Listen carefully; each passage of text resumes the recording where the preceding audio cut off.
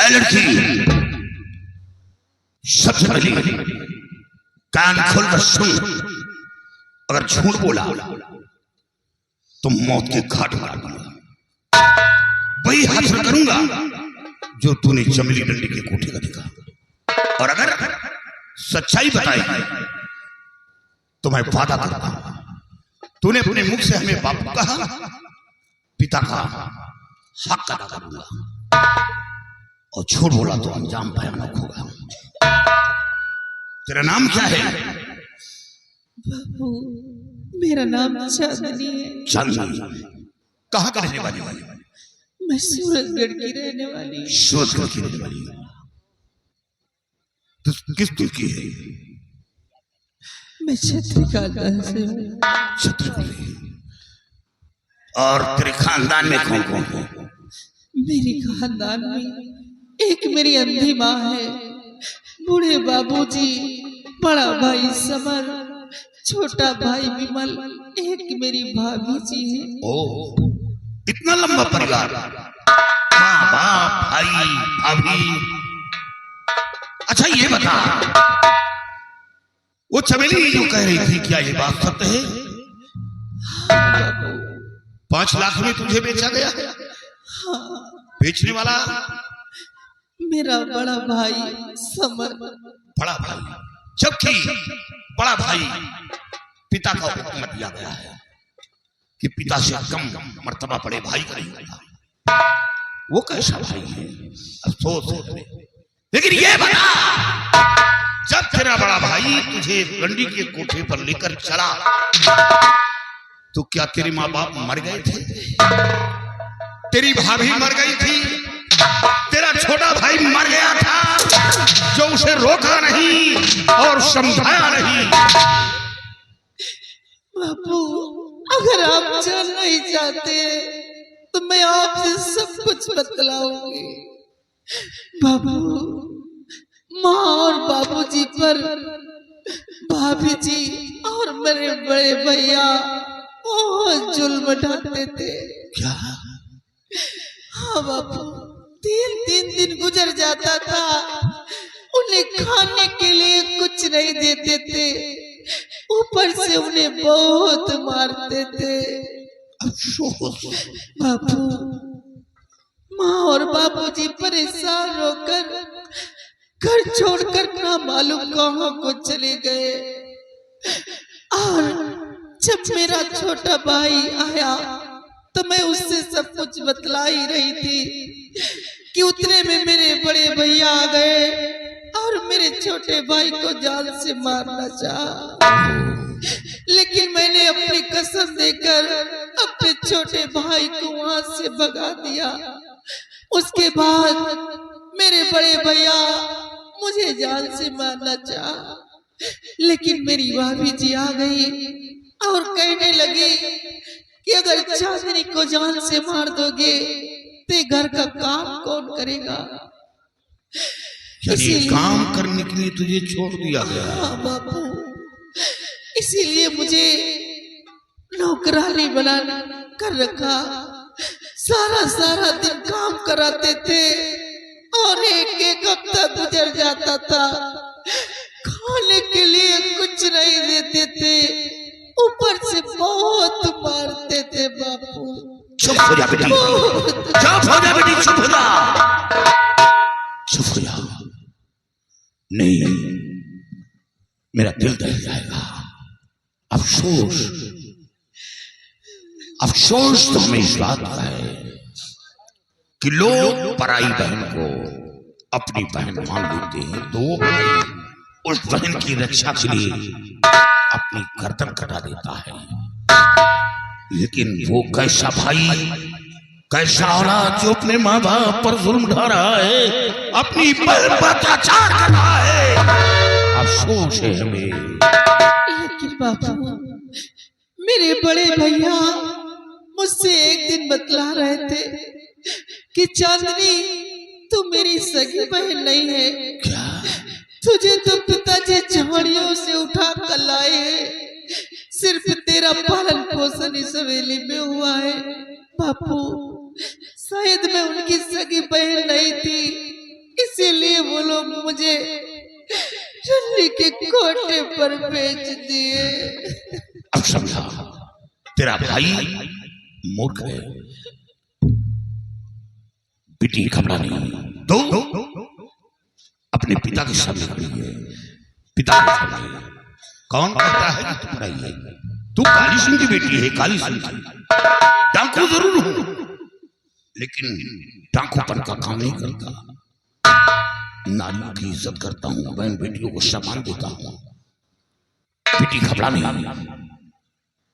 अब कि तू अगर जहां जाना चाहती है तुझे सुरक्षित वहां पहुंचाऊंगा। बापू, अब मैं कहाँ जाऊंगी? मैं कहीं नहीं जाना चाहती। सिर्फ एक बार माँ और बाबूजी और छोटे भाई विमल से मिलना चाहती हूँ। क्या बेटी पता बता सकती हो कि वो मिलेंगे कहाँ? बापू, यही तो मुझे मालूम नहीं कि वो कहाँ पर है।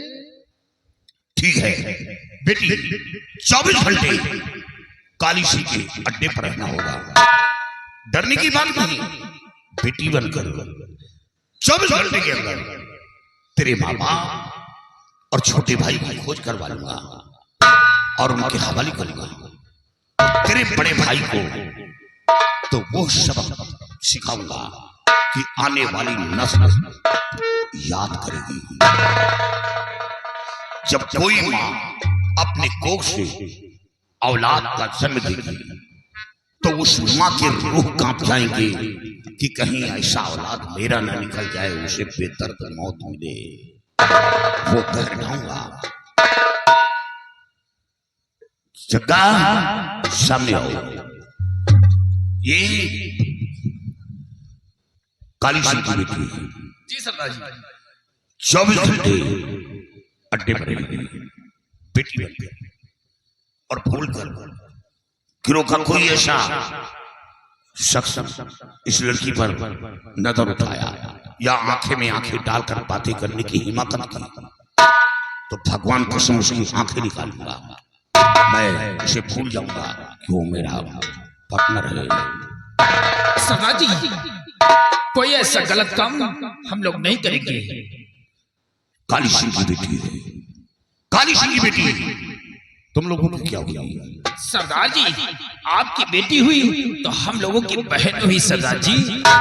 अरे वाह, अगर तुम्हारी बहन की तरफ कोई आंख उठाए तो क्या करोगे? जी मेरी बहन की तरफ कोई आंख उठाए सरदार जी, उसके जिस्म में इतने छर्रे डाल दूंगा मैं कि उसका खानदान शमशान घाट में नजर आएगा।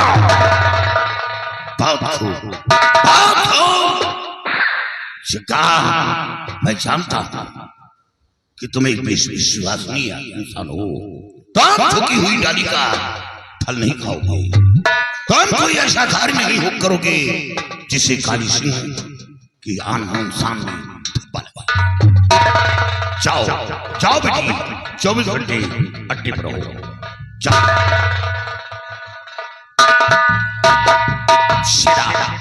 सरदार जी,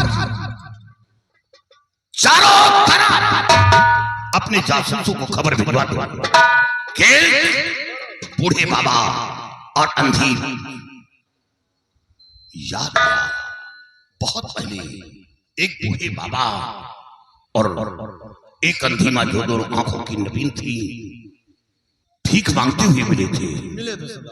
उन लोगों से यह भी कहा था कि कल इसी जगह आना होगा, हमारा कोई ना कोई साथी आएगा, मदद करके चला जाएगा।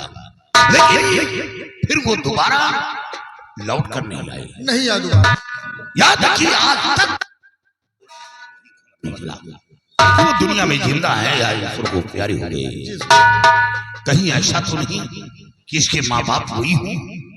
सरदार जी, वो लोग तो कह रहे थे मेरे पास कोई नहीं, ना बेटा है ना बेटी है। हाँ, दर्जा किया गया था तो लोगों ने कहा कि मेरे पास ना तो बेटा है ना बेटी। हो सकता है खौफ से झूठ बोला। हाँ, ऐसा हो सकता है, क्योंकि उनके चेहरे से आभास हो रहा था कि झूठ बोल रहे हैं। लेकिन इस लड़की ने बताया अपने जासूसों को खबर। एक विमल नाम का लड़का और एक अंधी माँ बूढ़े बाबा जहां कहीं पर मिलते हैं वो काली सिंह को खबर करे 24 घंटे के अंदर इसके माँ बाप और छोटा भाई हमें मिलना चाहिए।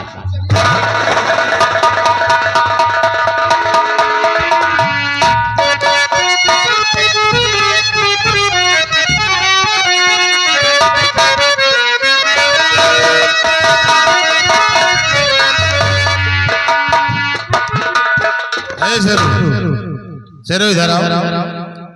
शेरो देखिए वो दिन की विमल सिंह की बात आज भी गरज रही है।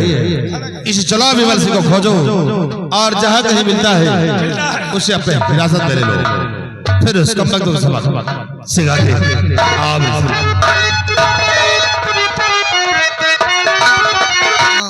देवी जी, आप मुझे यहाँ क्यों लेके आई है? कुछ नहीं, बकरियां अकेले चल रही चरने। क्या बकरियां चराने की? अरे मतलब कि हमारे पिताजी और आपके दादाजी ने मिलकर हम दोनों का रिश्ता पक्का कर दिया है। तो ये बात हवेली में भी बता सकती थी ना। इसीलिए तो बता ही नहीं कि आनंद नहीं आएगा घूमने में। चलो ठीक है, ये तो अच्छा हुआ।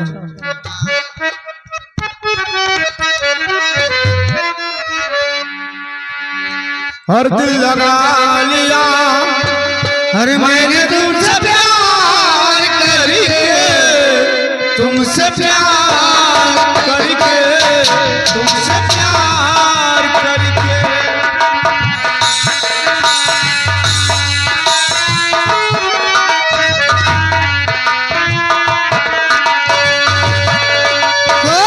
मेरे दिल जानी मेरे माही मेरे बोलना सुन लेगा जरा धीरे धीरे बोलना।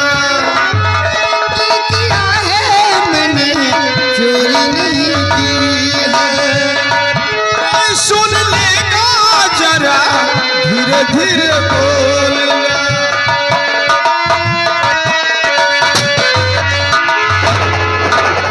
तो नजर फेर कर देख धर्म खड़ा सामने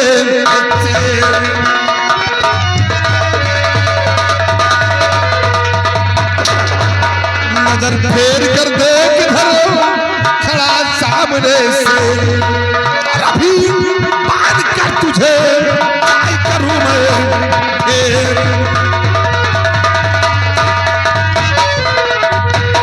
राय शरो डाल दो दोनों के हाथ में हथेली और ले चलो घसीटते हुए हवेली को ले आए दोनों को। वह दिन हमका हुसा कि आप तुम खुदे जुटे हो। वह दिन कहा रहे कि ये बांस पका नहीं ना, और आज तुम खुदे काटे ही है जा रहे हो। अरे यार, हमारा इनका रिश्ता पक्का हो गया है।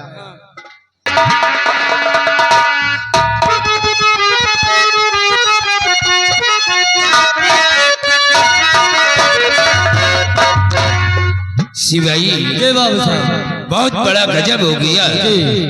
हमने अपने बेटी का रिश्ता विमल सिंह के साथ तय किया है। शायद ये रिश्ता दादा और दादी जी को मंजूर नहीं है, क्योंकि वो लोग बगैर बताए हुए हमारी हवेली छोड़कर ऐसा लगता है कि सूरतगढ़ वापस चले गए। हो सकता है बाबू साहब। और विमल भी हमारी बेटी को बहला फुसला करके ऐसा लगता है कि सूरतगढ़ लेकर वापस चले गए।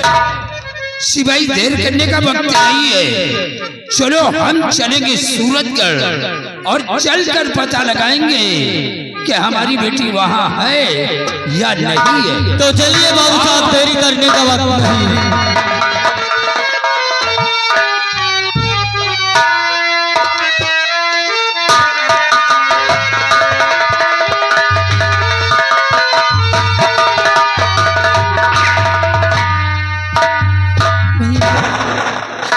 अभी तक बापू माँ और बाबूजी को खोज कर नहीं आए। तुम घबराओ नहीं बहन, तुम्हारा भाई तुम्हारे साथ है ना, और सरदार जी गए हैं तो सरदार जी बहुत जल्द ही तुम्हारे बाबू को व तुम्हारी माँ को ढूंढ करके लाएंगे। एक बात ये बताओ, अड्डे पर किसी साथी ने तुम्हें नजर तो नहीं देखा? हाँ बहन, आओ सरदार जी। आप आ गए। बेटी बड़े दुख के साथ कहना पड़ा। क्या हुआ? सबर दिल में करो मत परेशान हो,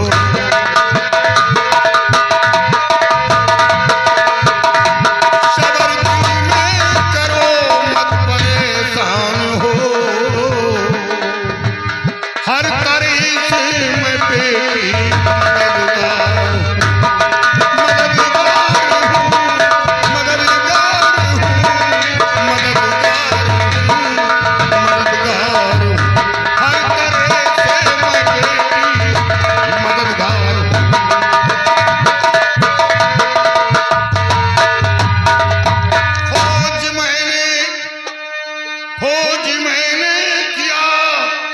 शबों की बहुत पर मिले नहीं मुझको मिला।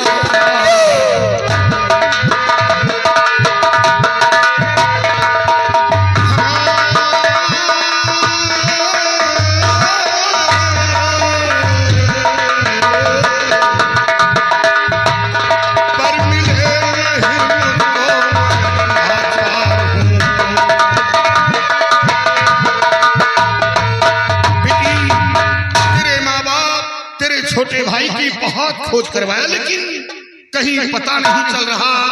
हमें तो ऐसा लगता है कि तेरे माँ बाप जयीर थे, अब वो दुनिया छोड़कर ईश्वर को प्यारे हो गए। वो इस दुनिया में जिंदा है और मेरे लिए परेशान हो गए बापू, मेरे लिए परेशान। तो बेटी बता मैं क्या करूं जब उन लोगों को कहीं पता नहीं चल रहा, तो क्या करूं? बापू मुझे तो ऐसा लगता कि शायद वो लोग सूरतगढ़ वापस चले गए हो।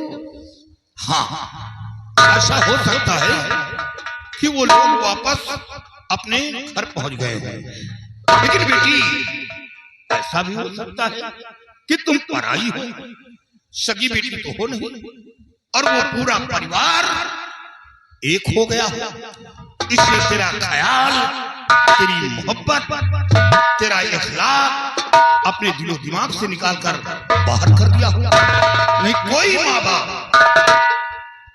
अपनी बेटी के लिए सुकून से नहीं बैठते, वो खोज जरूर करवाते हैं।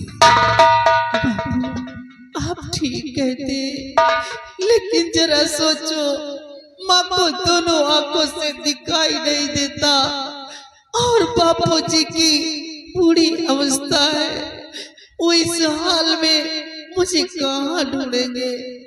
बापू वो लोग मुझे बहुत प्यार करते हैं और मेरे लिए तड़पते होंगे। मुझे एक बार सूरतगढ़ लेकर चलिए, मैं एक बार उन लोगों से मिलना चाहती हूँ। मैं आपके आगे हाथ जोड़ती नहीं बेटी की जगह दिल में है, पैरों में नहीं। तुम मेरी बेटी हो और खबरदार आइंदा ऐसी गलती नहीं करना। सूरतगढ़ चलना चाहती हूँ बेटी, काश तेरे माँ बाप और छोटा भाई कबूल न किया तो क्या होगा? बाबू अगर वो लोग मुझे स्वीकार नहीं करेंगे तो फिर आप जो कहेंगे मैं करने के लिए तैयार हूँ। ठीक है, अगर वो अपनी बेटी कबूल करते हैं, तेरा छोटा भाई अपनी बहन कबूल करता है तो उनके हवाले करूंगा। अगर नहीं कबूल करते तो बेटी तुझे मेरे साथ आना होगा। और हाँ मैं अपने हाथों से तुझे दुल्हन बनाऊंगा और दुल्हन बनाकर डोली में बिठाकर और रुखसत करूंगा, कन्यादान करूंगा, आशीर्वाद दूंगा, पिता का हक अदा करूंगा। एक इतिहास बना दूंगा कि डाकू पराई लड़की को किस तरह कन्यादान किया, इतिहास बना दूंगा। अरे वाह, क्यों नहीं, भाई तो उत्तम है। और फिर भाई बहन तो हमेशा लगड़ते झड़ते रहते हैं। सुना बेटी, देख लो हमारे गिरोह के अंदर मैंने अपने साथियों को ये तालीम दे रखी है, ये तालीम साथियों, काफी तादाद में गोला बारूद ले लो और सूरजगढ़ के लिए प्रस्थान करो। सरदार जी, जो हमने अपने हाथों से एक बम तैयार किया है उस बम को ले ले, लेकिन सरदार जी वो बम इतना खतरनाक है कि उस बम को अगर सूरजगढ़ में छोड़ दूंगा तो सूरजगढ़ में इंसान नहीं बल्कि सूरजगढ़ शमशान बन जाएगा। नहीं जग्गा, सरदार जी ऐसा नहीं करोगे, उस बम का इस्तेमाल नहीं करोगे, क्योंकि साथ में लड़की लेकर चलना है। हाँ सरदार जी, वहां बगावत नहीं करना, वहां गोला बारूद नहीं, सिर्फ अगर कोई सामने आकर टकराने की कोशिश करता है तब उस बम को इस्तेमाल करना, नहीं इस लड़की को सुरक्षित पहुंचाना है। और हाँ, साथ में रखना जरूरी है, क्योंकि हमें ऐसा लगता है जंगली इलाका है।